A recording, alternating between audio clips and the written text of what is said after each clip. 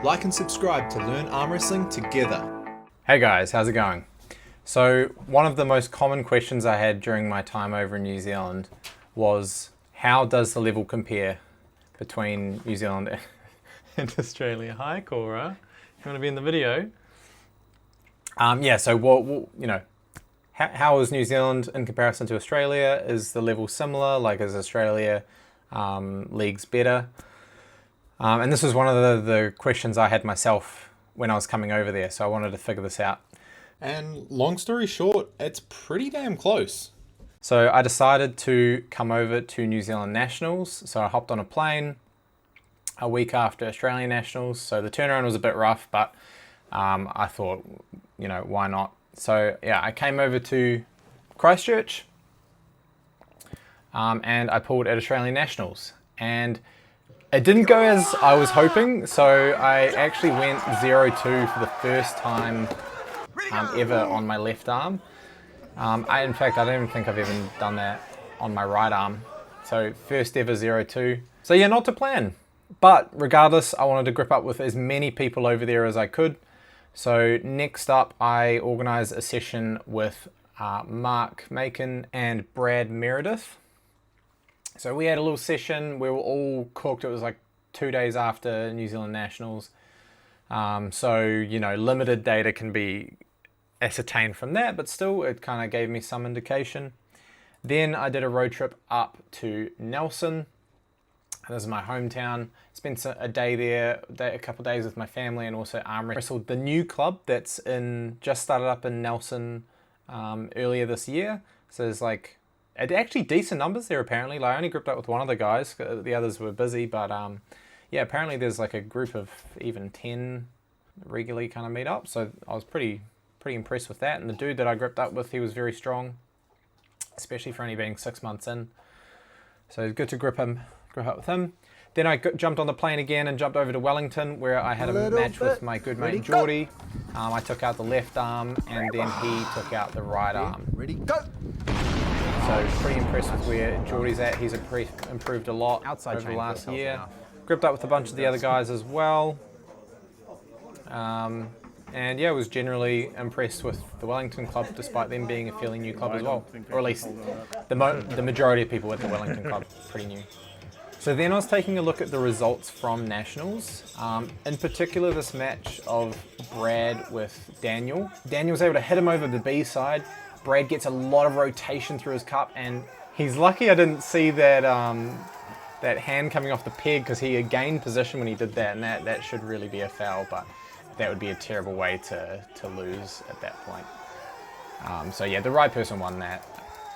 So good hard-fought match. Then we see Jamie versus Daniel. Does the exact same, goes over that same kind of B-side position. Jamie has to fight back from slightly over B-side. Daniel ends up getting an elbow foul there. He thinks he gets the win for a second, but the refs have to be like, hang on, wait a second. No, we're gonna get a restart. Same thing, hits over to the A side for Daniel. Jamie has to fight back from the B side, but you can see this is taking a lot longer than it did with Brad. Brad was able to kind of pull through. As soon as he gets that deep cup, he was able to pull through. So I think Brad and Jamie would be a really good match. That's very close. To be fair, Daniel did beat Bradley to start with. There was one round where he got the initial pin, and then Daniel came back and beat him. So I think Bradley being ranked just in front of Jamie, just because he did beat Daniel just a slight bit faster than Jamie did, I think that's a fairly good place to put Bradley at. Good match with Nick as well, I think. And then there's some of the other guys like Thomas Fitzy and Jacob Shiggs above that. And next up we've got Ben versus Jack. So you see Ben does get taken down, but if we look in the slow-mo, Ben does get good access to Jack's fingers there. So that's kind of telling that he is somewhat close to taking Jack's hand. So next up you see Jacob Shiggs versus Jack, and similar things. So Jacob hits a top roll, but isn't quite able to get out of Jack's hand enough, and with some down pressure, Jack is eventually able to pin Jacob. So as for the ranks, obviously Jacob would be above Ben, But I think Bradley and Ben would probably be a pretty good match. So I'd like to see who would get the win between those two athletes. Obviously, Ben being in the weight class up, he's in the 90s, so it wouldn't really be relevant for the 80 kilo ranks. But that would some kind of indication of where Ben is at relative to some of these other guys. We've also got guys like Ash. So Ash is he went in the open weight class, but he was actually intending on going under 100, and he could easily get under 100. He's been as low as under 90 before. This is him versus Liam. Liam's another one that could easily be in the under 100 kilo rank somewhere. So we've actually got a match between Liam and Gary coming up in January. Well, potentially. He hasn't locked in like flights, and he hasn't locked in the trip yet, but I've tentatively organised a match between him and Gary, both arms. I think that's a good match. And so, yeah, if he were to beat Gary, which is a tall order, Gary's very strong, I would put Ash obviously somewhere above that since he beat Liam. I think Pepe's a bit underrated. Pepe could be as high as even number 2 because he has beat Jordan in the past.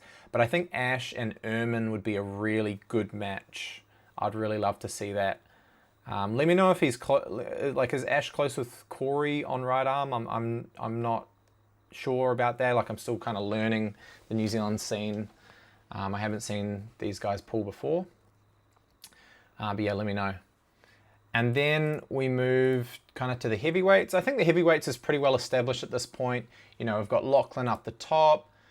Rekid and Brett recently beat Mate at the AWE. Then we've got Ryan. There's a little bit of a question mark with Ryan. Now that he's done the weight drop, would he still beat guys like Mario and Andy? He did beat Alex. And Alex very much deserves that spot because he beat Marcus, and either Alex and Marcus or one of them, and then beat Charles, and then Alex beat Marcus after that. So Alex deserving of that spot, but Ryan definitely stronger than Alex. Can choose whatever lane he wants against Alex, so that was fairly dominant. But yeah, still a little bit of a question mark whether Mario or Andy might beat him on right arm. All right, so now we go to the under 90s. So Ryan just recently definitely established himself as our number 1 under 90 kilo match. The only person that might give him a go is Pepe, but I think Ryan is too strong even despite the weight cut. He has beaten Pepe in the past when he was weighing a lot lighter as well, so I would not be at all surprised if he still gets the job done these days. Sorry, would Ben fit in here anywhere? He could beat maybe Aiden and Eugene. I think it would be hard for him to beat Phil. Phil has pins on Gary on right arm, so Phil very, very strong. But maybe he might fit in. He might be able to have a good match with Eugene and Aiden. On left, we've got obviously Jack is in there. I think Jack would have a really good match with Aiden. That would be really interesting. Aiden with a very good top roll, something that Jack can struggle with if he can't get his cup in. Then Felix rounds us out at the number 10 spot, just below Gary. Then if we go down to the 70 kilo guys, so it's pretty clear cut that Daniel's very close with Jamie. They had that war at East vs West. And William Wu has beaten Daniel in the past. I don't think it's been that recent, but William is very close with Daniel as well. I'm not sure about left arm, so I kind of put William in 5th spot there. William was feeling very strong in the after pull. He didn't pull at Nationals, but I did after pull him, and he was feeling really good. So he could have a good match with any of these guys in the top 5 of the under 70 kilos. Then we move over to the women. This one is very clear at the top. Ashley is a head and shoulders above anyone else in this class. Her side pressure is ridiculous. I would struggle to hook Ashley. It's ridiculous how strong she is. Yeah. Kizai, number 2, pretty clear. We got some newer faces like Phoebe. She's just burst on the scene. Always love watching her. She will always arm wrestle in a little like frog hat. So that's cool to watch her.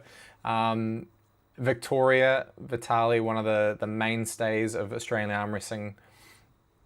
Until recently was the number 1 on both arms.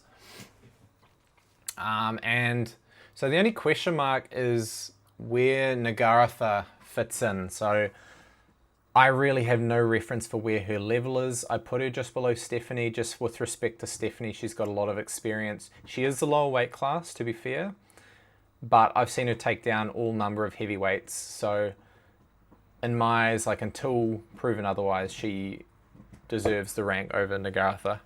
And yeah, besides that, no lightweight New Zealand woman to speak of at the moment. So yeah, if you're a lightweight woman and you're keen to get into arm wrestling, please do. We want you on the scene. Yeah, let me know. Have I missed anyone? Some of these guys deserve to be higher. I know it's really hard to get the ranks right with this much limited data. So I'm just doing the best I can. No doubt, there are some people probably missing, especially if you didn't come to nationals. If I don't know of you, I'm not going to be able to rank you very accurately. Yeah, so hope you guys are having a good weekend. Never stop learning arm wrestling.